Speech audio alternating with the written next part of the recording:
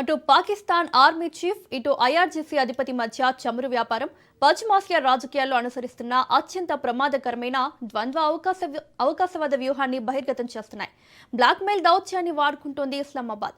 ఆసిమ్ మున్నీర్ చర్యలు పాకిస్తాన్లో ప్రకంపనలు సృష్టిస్తున్నాయి.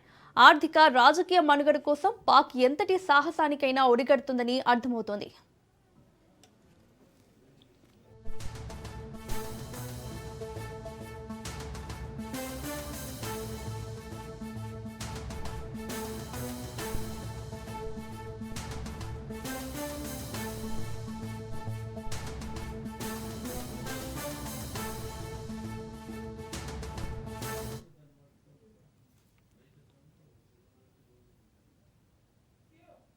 పీకల్లోతు ఆర్థిక సంక్షోభంలో విపరీతమైన ద్రవ్యోల్బణంలో కూరుకుపోయిన వేళ ఆ దేశ సైన్యాధిపతి ఆసిమ్ మున్నీర్ చర్యలు విస్మయానికి గురిచేస్తున్నాయి.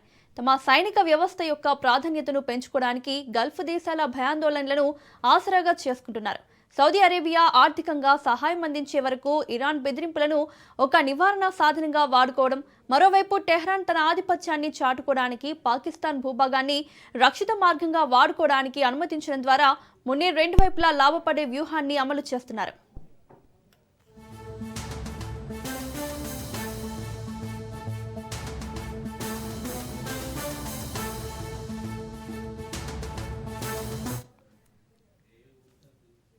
ఇప్పటికే పాకిస్తాన్, సౌదీ అరేబియా మధ్య స్ట్రాటజిక్ మ్యూచువల్ డిఫెన్స్ అగ్రిమెంట్ ఉంది. అయినప్పటికీ ఇరాన్తో మున్నీర్ జరిపిన రహస్య చర్చల వెనుక ముఖ్య ఉద్దేశం రక్షణ, దౌత్యపరమైన అవసరాల కోసం సౌదీ అరేబియా పూర్తిగా పాకిస్తాన్పై ఆధారపడేలా చేయడమే. రహస్య ఒప్పందంపై అంతర్జాతీయ దౌత్య వర్గాల నుంచి విమర్శలు కూడా వస్తున్నాయి. ఆసిమ్ ఆడుతున్న చమురుదందా గల్ఫ్ భద్రతకే కాక అంతర్జాతీయ సమాజానికి పెద్ద సవాల్గా మారింది. పాక్ ఆడుతున్న డబుల్ గేమ్ పశ్చిమాసియా రాజకీయాల్లో ఎలాంటి మలుపులు తిరుగుతుందో చూడాలి. ఇక ఇదే అంశంపై చర్చించడానికి డిబేట్లో పాల్గొంటున్నారు ప్రొఫెసర్ మరియు విశ్లేషకులు మురళీ మనోహర్ గారు. నమస్తే సార్. సార్, సౌదీకి రక్షణగా పాకిస్తాన్ ఇరాన్తో ఒక పక్క ఈ రహస్య చమురు ఒప్పందాన్ని చేసుకుంది. సో దీన్ని ఏ విధంగా చూడాలి? పాకిస్తాన్ ఒక పక్క మధ్యవర్తిత్వం వహిస్తోంది, మరో పక్క ఇరాన్తోని రహస్యంగా చమురు రవాణా ఒప్పందాన్ని కుదుర్చుకుంది. సో ఇది దేనికి సంకేతం? ట్రంప్ని మోసం చేయడం కోసమే చేస్తున్నారా ఆసిఫ్ మునీర్?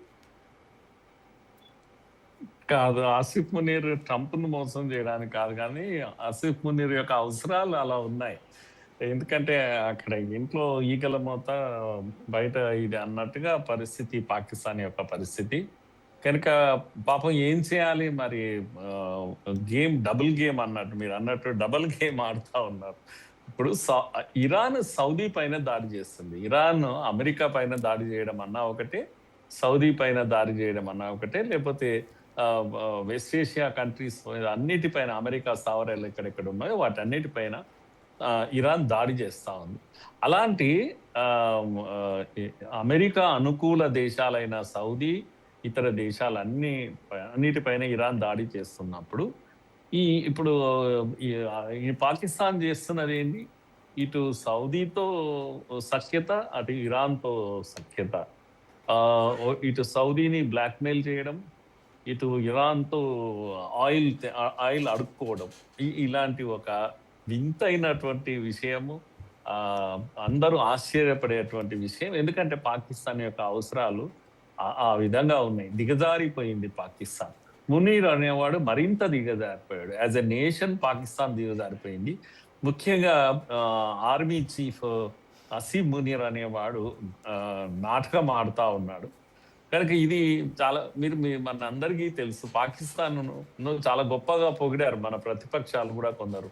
చూడండి, ఇరాన్ అమెరికా మధ్యవర్తిత్వం వహిస్తోంది, ఎంత గొప్ప రోల్ ప్లే చేస్తుంది పాకిస్తాన్, ఇండియా ఎక్కడ ఉంది అని కాస్త వెక్కిరింపుగా మాట్లాడిన మన వాళ్ళు కూడా ఉన్నారు. చాలా ఆశ్చర్యం అనిపిస్తుంది. పాకిస్తాన్ ఏంటి ఒక మధ్యవర్తిత్వం వహించేంత స్థాయి పాకిస్తాన్ ఉంటుందా? అందరికీ తెలుసు అమెరికా వాడుకుంటుంది పాకిస్తాన్ అని.